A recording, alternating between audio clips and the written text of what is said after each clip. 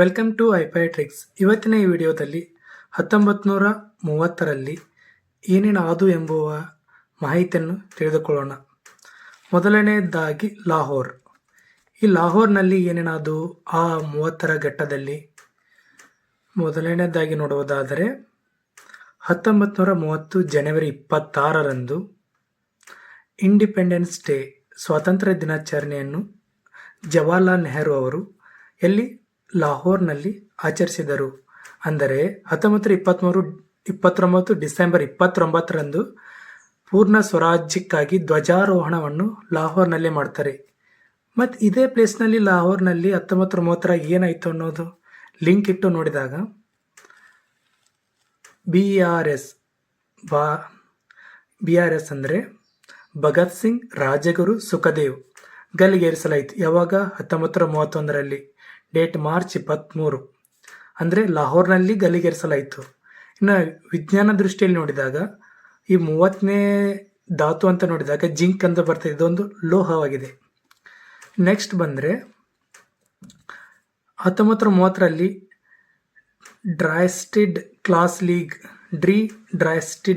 League BR Ambedkar ಅವರು ಸ್ಥಾಪಿಸ್ತಾರೆ. ಇದು UPSCಯಲ್ಲಿ question ಬಂದಿದೆ, ಅದಕ್ಕೆ ಹಾಕಲಾಗಿದೆ.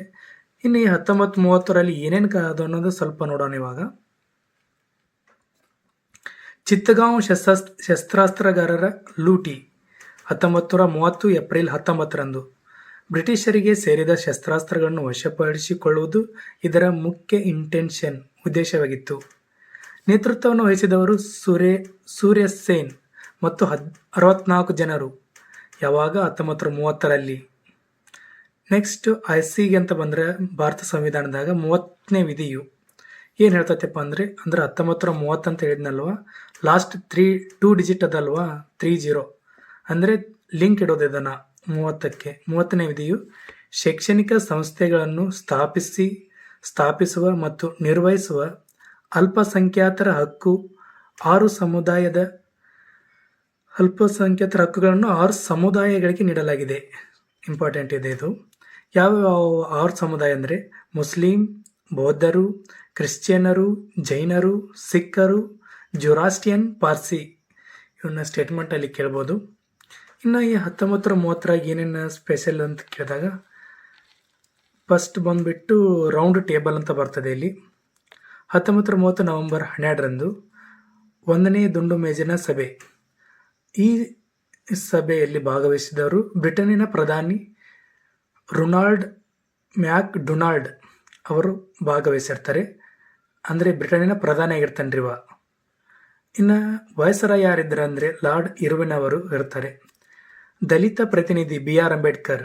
ಈ 1ನೇ ದುಂಡು ಮೇಜಿನ ಸಮ್ಮೇಳನದಲ್ಲಿ ಅಂಬೇಡ್ಕರ್ ಮಾತ್ರ ಭಾಗವಹಿಸುತ್ತಾರೆ. ಗಾಂಧೀಜಿಯವರು ಭಾಗವಹಿಸಿರಲ್ಲ. ಕಾರಣ ಅವರು CDM ಅಂದರೆ ಸಿವಿಲ್ ಡಿಸ್ಒಬಿಡಿಯನ್ಸ್ ಮೂವ್ಮೆಂಟ್, ಕಾನೂನು ಭಂಗ ಚಳವಳಿ, ದಂಡಿ ಸತ್ಯಾಗ್ರಹದಲ್ಲಿ ಯಾರು ಗಾಂಧಿ ಬ್ಯುಸಿಯಾಗಿರ್ತಾರೆ, ಅದಕ್ಕೆ ಈ ಸಮ್ಮೇಳನದಲ್ಲಿ ಭಾಗವಹಿಸೋದಿಲ್ಲ. ಅದನ್ನು ಈ ನೆಕ್ಸ್ಟ್ ನೋಡೋಣ ಇವಾಗ. ಮತ್ತು ಇಲ್ಲಿ ಮುಸ್ಲಿಂ ಲೀಗ್ನಿಂದ ಭಾಗವಹಿಸಿದವರು ಅಂತ ಕೇಳ್ಬೋದು. ಇಲ್ಲಿ ಮೊಹಮ್ಮದ್ ಅಲಿ ಜಿನ್ನಾ, ಆಗಾ ಖಾನ್, MM ಅಲಿ ಜೊಹಾರ್ ಎಂಬುವ ಮುಸ್ಲಿಂ ಲೀಗ್ ಪಕ್ಷದಿಂದ ದುಂಡು ಮೇಜಿನ ಸಭೆಯಲ್ಲಿ ಇಂಗ್ಲೆಂಡಿನ ಲಂಡನ್ ಎಂಬಲ್ಲಿ ಭಾಗವಹಿಸಿದರು. ಇನ್ನು ಮಹಿಳೆಯರು ಯಾರಿದ್ರು ಈ ದುಂಡು ಮೇಜಿನ ಸಮ್ಮೇಳನದಲ್ಲಿ? ಮೊದಲನೇದಾಗಿ ಬೇಗಂ ಜಹನಾರ್ ಎಂಬವರು, ಮತ್ತು ಶಹನಾವಾಜ್ ಅವರು ಭಾಗವಹಿಸ್ತಾರೆ. ರಾಧಾಬಾಯಿ, ಸುಬ್ಬರಾಯನ್, ಇವರು ಮಹಿಳೆಯರನ್ನು ಕೇಳ್ಬೋದು ಸ್ಟೇಟ್ಮೆಂಟಲ್ಲಿ ಈ ನೆಕ್ಸ್ಟ್ ಡೀಪಾಗಿ ಹೋದಾಗ. ನೆಕ್ಸ್ಟ್ ಈ ಸಮಯದಲ್ಲಿ ಗಾಂಧೀಜಿಯವರು ಯಾಕೆ ಬ್ಯುಸಿ ಇರ್ತಾರೆ ಅನ್ನೋದು ಇವಾಗ ನೋಡೋಣ. ಇಲ್ಲಿ ಬಂತು ನೋಡಿ, SDM ಸಿವಿಲ್ ಡಿಸೊಬಿಡಿಯನ್ಸ್ ಮೂವ್ಮೆಂಟ್, ಕಾನೂನು ಭಂಗ ಚಳವಳಿ 1930ರಿಂದ 31. ನಾವು ಮಾತಾಡ್ತಿರೋದು ಈ 1930 ಬಗ್ಗೆ. ಇಲ್ಲಿರೋದು ಲಿಂಕ್ ಇಟ್ಟು ಓದೋದಂತ ಹೇಳ್ತಾರಲ್ಲ, ಇದೆ 1930ರಿಂದ 31. ಕಾನೂನು ಭಂಗ ಚಳವಳಿ INC ಕಾರ್ಯಕಾರ ಸಮಿತಿಯ ಸಬರಮತಿ ಸಭೆ ಸೇರಿತು. ಸಬರಮತಿಯಲ್ಲಿ ಏನು ಮಾಡ್ತಾರೆ ಇವರು? ಸಭೆ ಸೇರ್ತಾರೆ. ಡಿಸೊಬಿಡಿಯನ್ಸ್.